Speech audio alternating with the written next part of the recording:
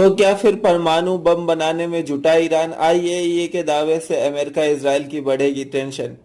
IAEA chief Rafael Grossi ने CBS news को दिए एक इंटरव्यू में कहा कि ईरान के पास जो क्षमताएं हैं उनके आधार पर यह संभव है कि वे कुछ ही महीनों में या इससे भी अधिक समय में फिर से कुछ सेंट्रीफ्यूज यूनिट्स चालू कर यूरेनियम संवर्धन कर सकता है।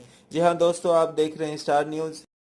ईरान और इसराइल के बीच जंग भले ही थम गई हो, लेकिन दुश्मनी खत्म नहीं हुई है। इसी बीच अंतर्राष्ट्रीय परमाणु ऊर्जा एजेंसी आईएईए के चीफ राफेल ग्रासी ने रविवार को कहा कि ईरान आगामी कुछ महीनों में फिर से यूरेनियम एनरिचमेंट शुरू कर सकता है। उनका यह बयान ऐसे समय आया है दोस्तों जब अमेरिका और इसराइल की ओर से ईरान की परमाणु क्षमताओं को तबाह करने के दावे किए जा रहे हैं।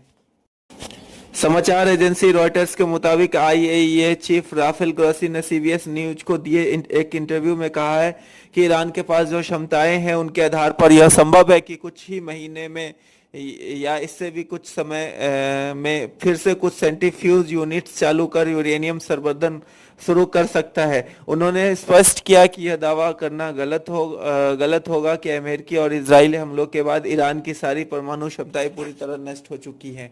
जी हाँ दोस्तों, अमेरिकी अधिकारियों का दावा है कि फार्डो, नतांज और इस्फहान जैसी तमाम ईरानी साइटों को पूरी तरह से नष्ट कर दिया गया है, लेकिन ग्रोसी का मानना है कि ईरान एक अत्यधिक विकसित परमाणु तकनीक वाला देश है।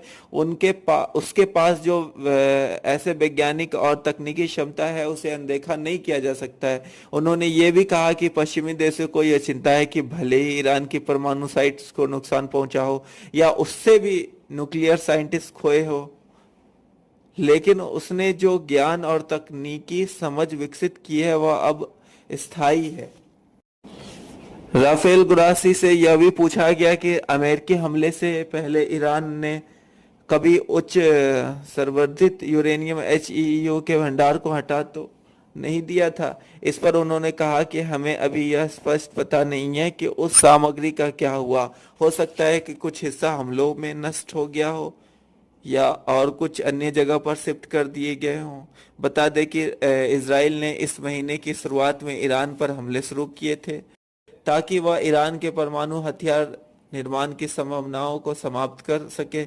बाद में अमेरिका भी इस युद्ध में शामिल हो गया। अमेरिका ने ईरान के फोर्डो, नतांज और इस्फहान परमाणु ठिकानों पर बंकर बस्टर बम बरसाए थे।